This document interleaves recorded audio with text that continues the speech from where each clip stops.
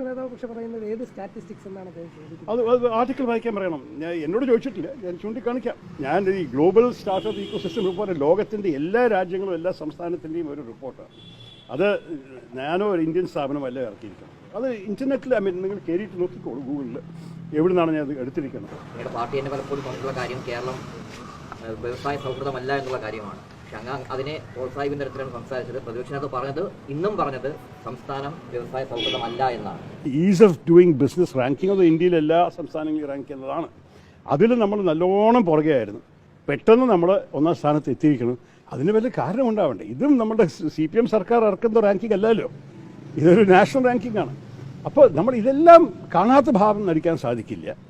എല്ലാവർക്കും അറിയാം, ഞാനിപ്പോൾ കുറേ വർഷങ്ങളായിട്ട് നമ്മുടെ സംസ്ഥാന സർക്കാരോ കേന്ദ്ര സർക്കാരോ മോശകാര്യങ്ങൾ ചെയ്താൽ അവരെ ആക്ഷേപിക്കാൻ റെഡിയായി നിൽക്കുന്ന ഒരു വ്യക്തിയാണ്. അതേപോലെ അവർ നല്ല കാര്യങ്ങൾ ചെയ്യുമ്പോൾ അതിനെ അംഗീകരിക്കാനും അതിനെ ചൂണ്ടിക്കാണിക്കാനും തയ്യാറായ ഒരു വ്യക്തി. അതാണ് എൻ്റെ രീതി, നിങ്ങൾക്കറിയാം.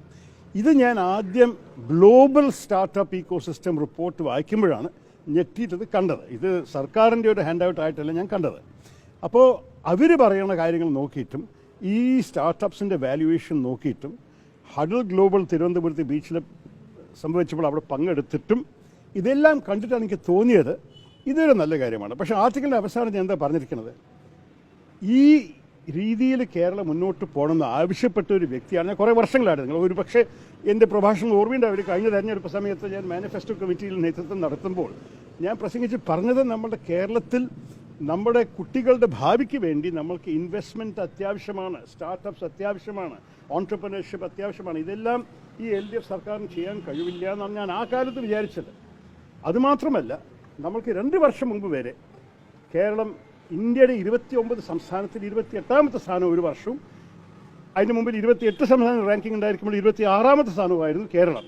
അപ്പോൾ അതിന്ന് പോയി ചാടിയിട്ട് 1ാം സ്ഥാനം എത്തുന്നത് അതിനെ നമ്മൾ കണ്ട് അംഗീകരിക്കാൻ സാധിക്കില്ല എന്ന് എൻ്റെ വിശ്വാസം. നമ്മൾ അഥവാ കേരളത്തിൻ്റെ ഭാവിയെക്കുറിച്ച് സീരിയസ് ആണെങ്കിൽ നമ്മൾ രാഷ്ട്രീയത്തിന് അതീതമായിട്ട് ചില കാര്യങ്ങൾ കാണണം. ഞാൻ എപ്പോഴും പറയുന്നൊരു കാര്യമാണ്, കേരളക്കാർ രാഷ്ട്രീയം കൂടുതൽ കണ്ടിട്ടുണ്ട്, വികസനം കണ്ടത് പോരാ. വികസനം കാണണമെന്നുണ്ടെങ്കിൽ നമുക്ക് ഇതിലെല്ലാറ്റിലും ഒരേ രീതിയിൽ ചിന്തിച്ച് മുന്നോട്ട് പോകണം.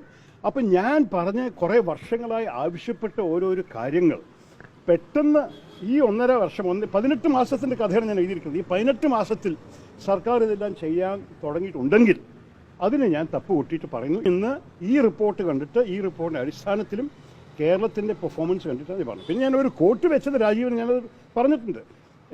ഇത് ഞാൻ കഴിഞ്ഞ വർഷം വരെ പ്രസംഗിച്ച ഒരു ഫിഗറാണ്. അമേരിക്കയിൽ സിംഗപ്പൂരിൽ ഒരു പുതിയ ബിസിനസ് സ്ഥാപിക്കാൻ 3 ദിവസമേ ആവശ്യമുള്ളൂ. ഇന്ത്യയിൽ സ്ഥാപിക്കാൻ ആവറേജ് 114 ദിവസമാണ്.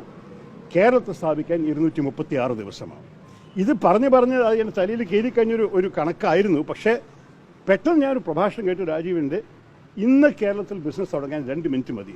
അപ്പോൾ ഞാൻ അതിനെക്കുറിച്ച് അന്വേഷിച്ചു, സംസാരിച്ച് കണ്ടുപിടിച്ചതാണ് ചില സിംഗിൾ വിൻഡോ ക്ലിയറൻസ് വഴിക്ക് എല്ലാ പെർമിഷൻസും എല്ലാ ലൈസൻസും ഒരു ദിവസത്തിൽ കൊടുക്കുന്ന, ഒരു 1-2 ദിവസത്തിൽ കൊടുക്കുന്ന സാഹചര്യം. അപ്പോൾ ഞാൻ പറഞ്ഞു, ഇത് ഹൈപ്പർബലി അല്ലെങ്കിൽ ഇത് എക്സാജറേഷൻ അല്ലെങ്കിൽ ഇതിനെയും നമ്മൾ പ്രോത്സാഹിപ്പിക്കണം എന്ന് എഴുതി. അപ്പോൾ ഞാൻ എല്ലാ അടിസ്ഥാനത്തിലും എല്ലാ ഫാക്ട്സിൻ്റെ അടിസ്ഥാനത്തിലും ഡോക്യുമെൻറ്റ് സൈറ്റ് ചെയ്തിട്ടും ഡേറ്റ്സും ഫിഗേഴ്സും വെച്ചിട്ടാണ് പറഞ്ഞിരിക്കുന്നത്. ഒരേ സമയം ഞാൻ പറഞ്ഞു, ഇതിൽ എല്ലാ പാർട്ടികളും ഒരേ അഭിപ്രായത്തോടെ നിൽക്കണം. എൻ്റെ അർത്ഥം ഇതേപോലെ നമ്മൾ അടുത്ത വർഷം ഭരണത്ത് വന്നാൽ നമ്മൾക്കും ഇതൊക്കെ ചെയ്തുകൊണ്ടിരിക്കണം. ആ സമയത്ത് ഇപ്പോൾ ഭരിക്കുന്നവർ നമ്മളെ എതിരിക്കരുത് രാഷ്ട്രീയത്തിൻ്റെ പേരിൽ എന്ന് പറയും. പ്രതിപക്ഷ നേതാവ് പക്ഷെ പറയുന്നത് ഏത് സ്റ്റാറ്റിസ്റ്റിക്സ് എന്നാണ് അത് ആർട്ടിക്കിൾ വായിക്കാൻ പറയണം. ഞാൻ എന്നോട് ചോദിച്ചിട്ടില്ല, ഞാൻ ചൂണ്ടിക്കാണിക്കാം. ഞാൻ എല്ലാറ്റിൻ്റെയും ആ റിപ്പോർട്ട് അഥവാ ആ റിപ്പോർട്ടിൽ വല്ല കുറ്റമുണ്ടെങ്കിൽ നമ്മൾ തർക്കിക്കണം. ഞാൻ ഈ ഗ്ലോബൽ സ്റ്റാർട്ടപ്പ് ഇക്കോസിസ്റ്റം റിപ്പോർട്ട് ലോകത്തിൻ്റെ എല്ലാ രാജ്യങ്ങളും എല്ലാ സംസ്ഥാനത്തിൻ്റെയും ഒരു റിപ്പോർട്ടാണ്. അത് ഞാനോ ഒരു ഇന്ത്യൻ സ്ഥാപനമല്ല ഇറക്കിയിരിക്കണം. അത് ഇൻ്റർനെറ്റിൽ നിങ്ങൾ കയറിയിട്ട് നോക്കിക്കോളൂ, ഗൂഗിളിൽ എവിടെ നിന്നാണ് ഞാൻ അത് എടുത്തിരിക്കുന്നത്.